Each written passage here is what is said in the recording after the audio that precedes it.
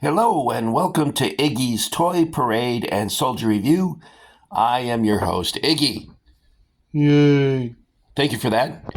Well, guys, today we're going to take a look at a book by Vincent Santelmo, Official Identification and Price Guide, 1964 to 1999. However, I'm going to focus on 1964, and the reason for that is I'm going to share with you my very first G.I. Joe, and we'll use this book to help us identify the Joe as an authentic 1964 version of G.I. Joe. We'll take a look at the paperwork, some uniform details, and the figure itself. But before we begin, dun dun dun dun dun dun dun dun. No, don't you do it. Don't you dare do it. No singing. Iggy, you're not allowed to sing. Why? Because when you sing, it sounds terrible. We don't like it, so shut up with the singing already. All right. Anyone else not like the singing? Okay.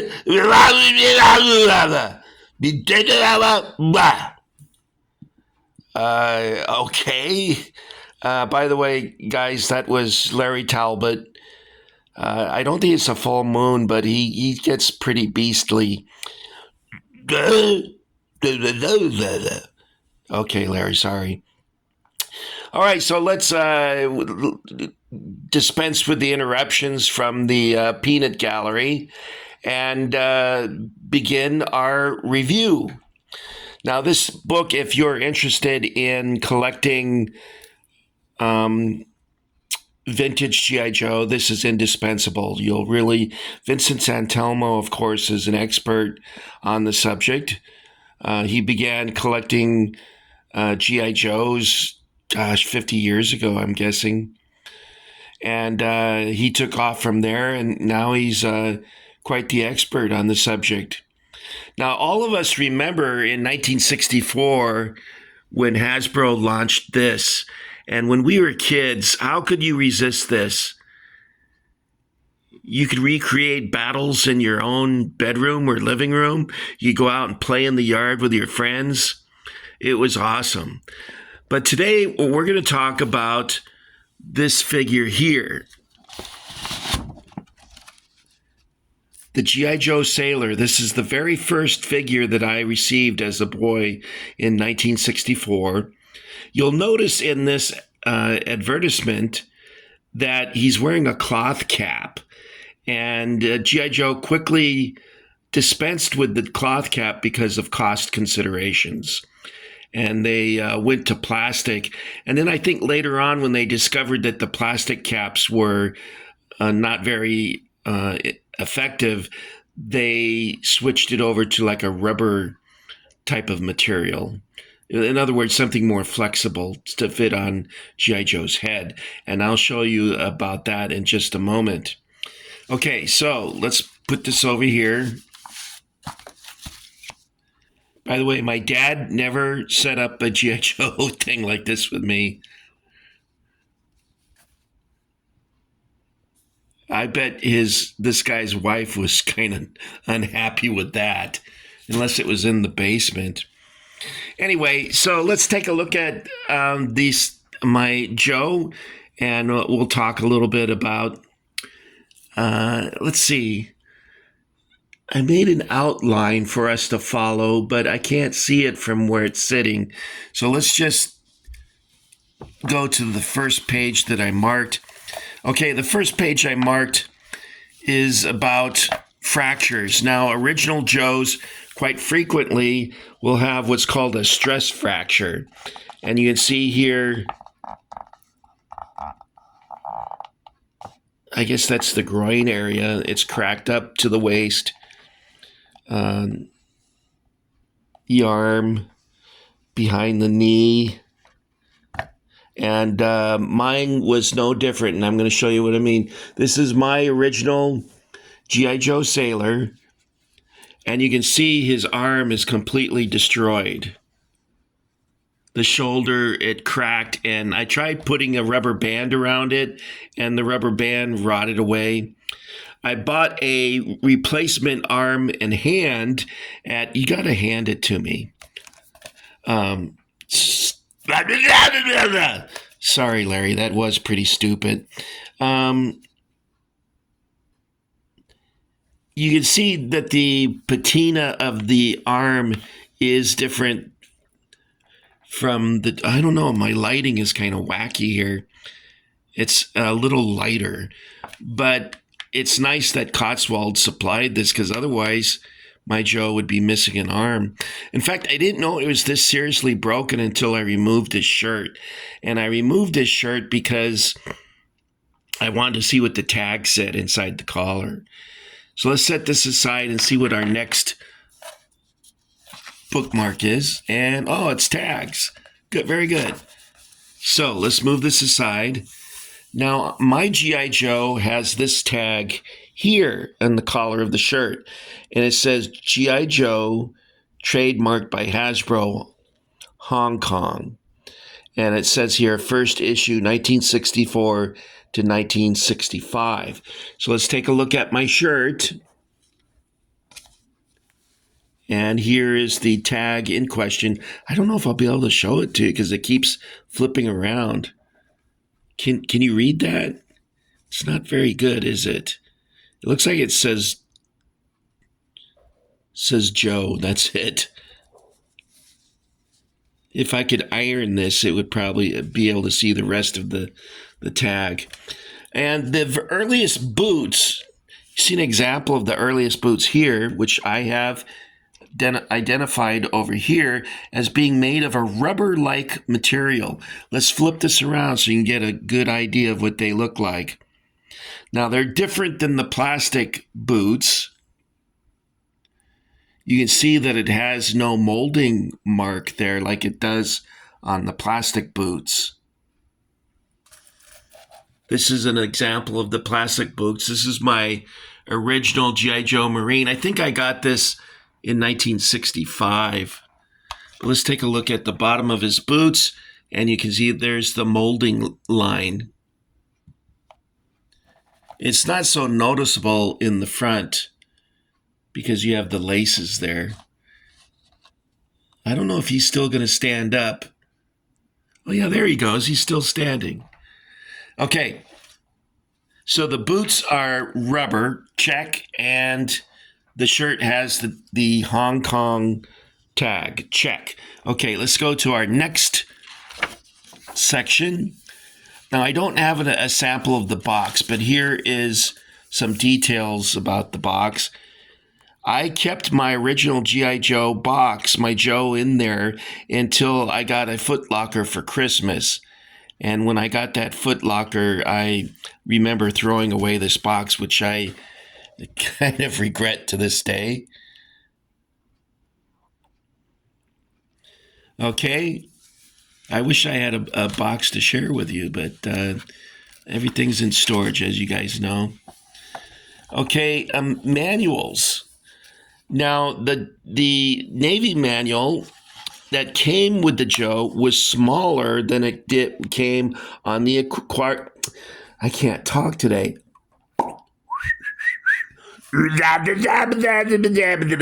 Go away. Okay, I got an example. I kept my original G.I. Joe manual, which you see here. It's a little worse for wear. And it's smaller than the one that came on the carded equipment sets.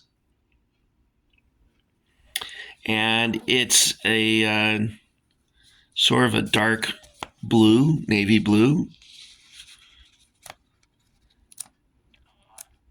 And I used to spend hours looking at that. By the way, when I was a boy, I wrote a serial number. I have no idea what that represents. Have no idea what that number is. I'm thinking maybe it was the number they gave me when I joined the G.I. Joe club, fan club. I don't know. Now, something that I also put in the box was this. And I loved this. Now, later, after the first year, they would come out with one that had actual pictures of the equipment instead of artist renditions. This is all artist renditions.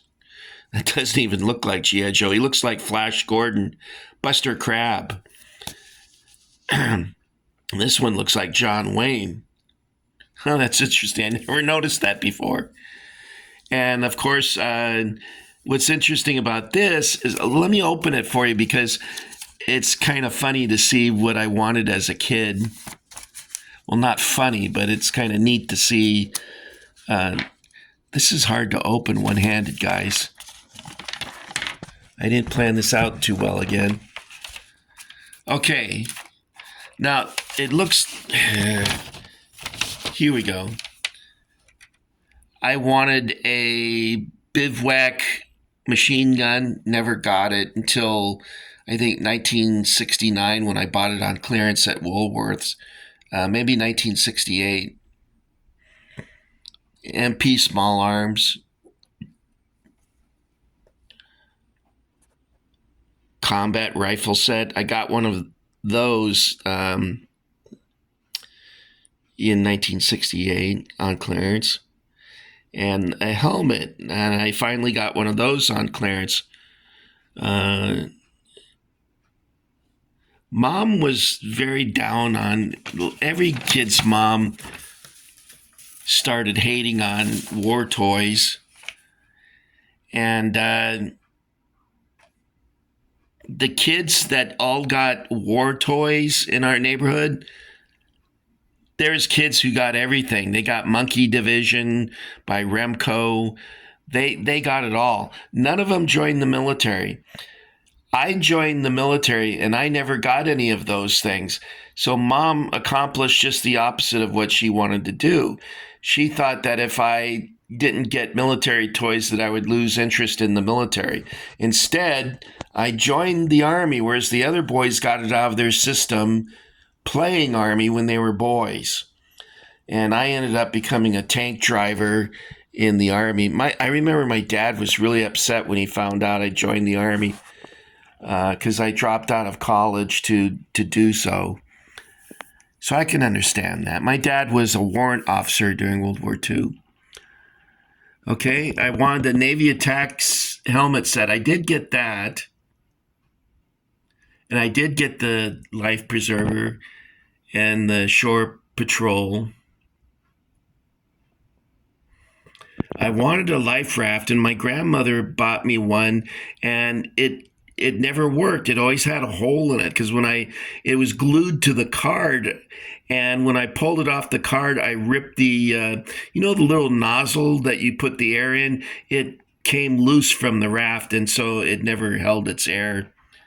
I still have the raft, though. I couldn't bring myself to throw it out because my grandma was very poor, and it cost her a lot of, any kind of expenditure was kind of a disadvantage for her. So this is really cool. I was thinking about framing this. Okay,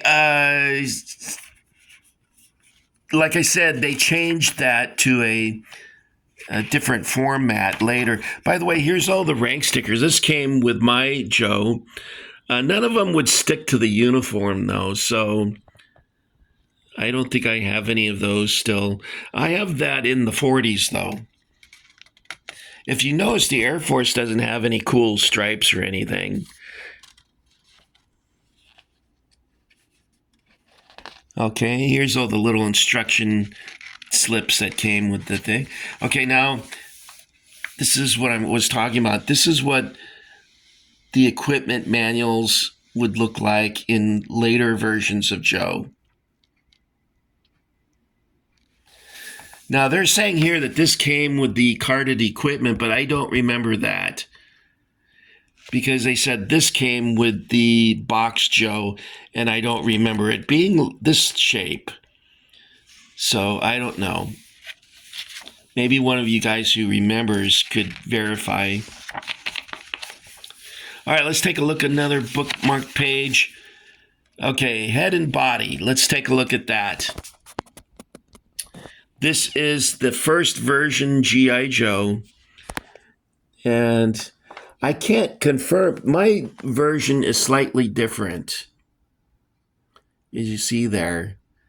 It on the first version, it looks like he's got a touch of mascara.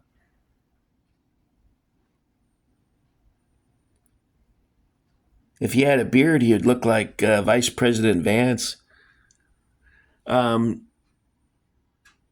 See that? And you'll notice that G.I. Joe's head is oval shaped. And the reason why I point that out is his hat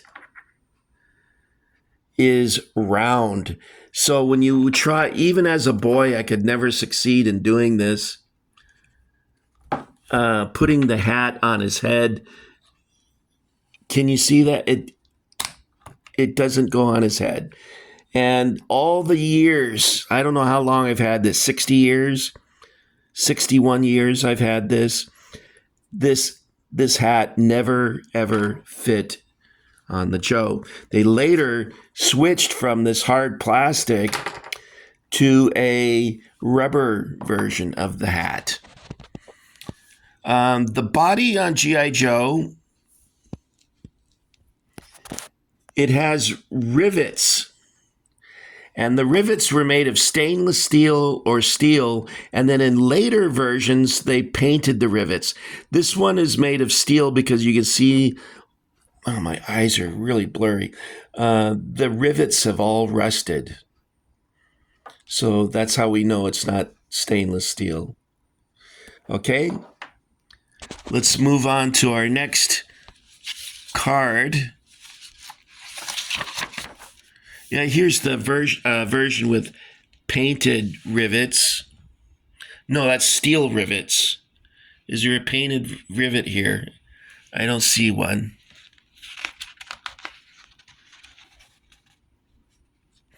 Okay, there's something I need to point out is how they would stamp the buttocks. And it would say 1964 by Hasbro, patent pending, made in the United States. That's this buttocks here. So let's pants our Joe. Should we have some music? Da da da da da da da da da da da da da da.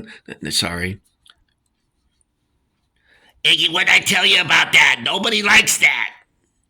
Okay, now, I don't know if you can, I can't see it. I don't know if it's showing it to you or not, but that's what's stamped on my Joe's buttocks is 1964 patent pending. And later Joe's would, I think, just say trademark. Or copyright. Yeah, I would say copyright. Here we go. It would say copyright, and then it would give the patent number. Okay, so let's move on. What's our last uniform? Now, the original uniform. We have a version of it right here. Has pockets on the shirt that you can see here, and pockets on the pants, and then a stitched pocket on the rear. Let's take a look.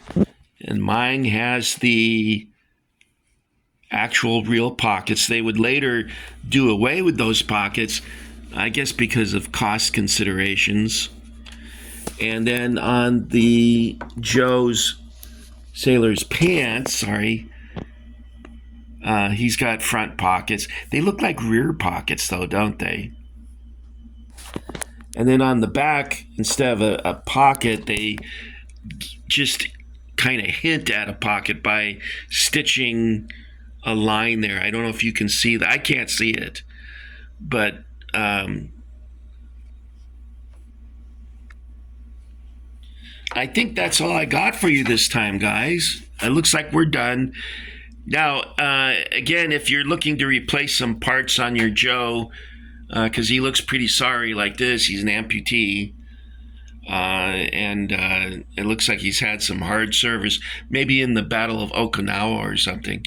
Although, I didn't realize this as a child or as a kid, but G.I. Joe was never a World War II soldier. He was a early 1960s soldier, or possibly a Korean War soldier.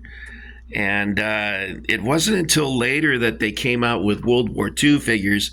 And I don't know why, but they bombed. I think it's because parents just didn't want their kids to play with that. So let me see if I can find a really nice illustration of what they looked like.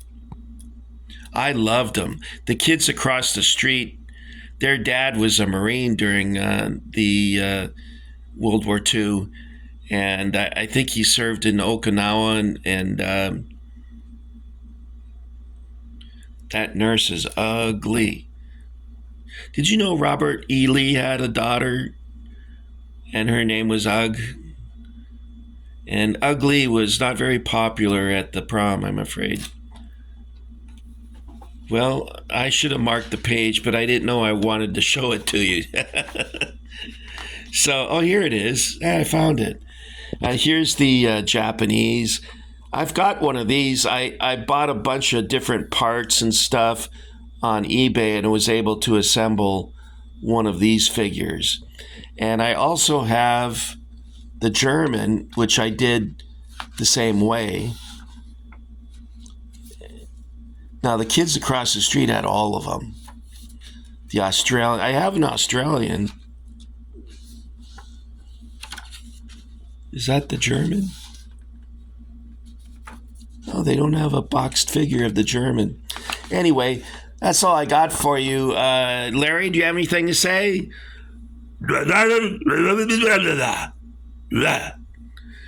Okay, and Vinny? Yeah, just shut up and get it over with already. I'm so bored I was falling asleep over here. Okay, thank you. That's it. Your Majesty, you've got the mic. You can take us out. Execute Order 66.